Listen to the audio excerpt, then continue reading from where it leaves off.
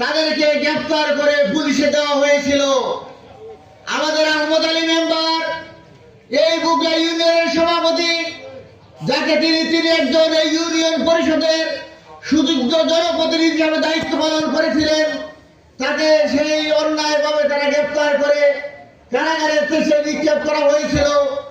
এই বুগলা বাজারে যখন আমাদের ডাক্তার আব্দুল কুদ্দুস ভাইয়ের ইফতার মাহফিল ছিল, সেই ইফতার মাহফিলে 70,000 টাকার ইফতার মাহফিলে সকালবেলা বাধা দিয়ে সেই ইফতারকে নষ্ট করা হয়েছিল।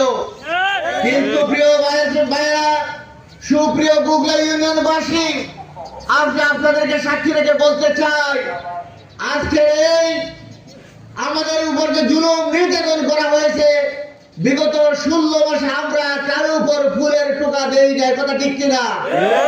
কারণ বাংলাদেশ জামাত ইসলামী কারো প্রতিশোধে জামাত ইসলামী বিশ্বাস করে না, জামাত ইসলামী প্রতিহিংসা রাজনীতিতে বিশ্বাস করে না, জামাত ইসলামী বৈষম্য একটি সমাজের জন্য কাজ করে যাচ্ছে।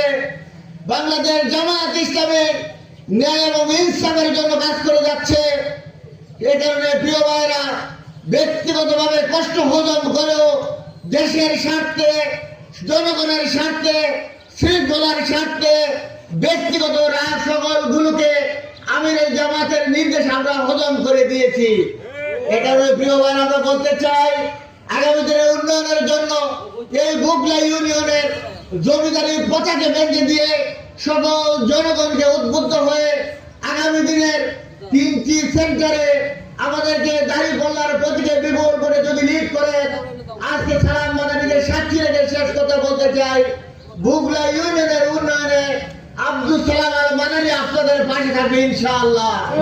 এই কথাটুকু বলে আমি আমার কথা এখানে শেষ করলাম। আসসালামু আলাইকুম ওয়া রাহমাতুল্লাহ।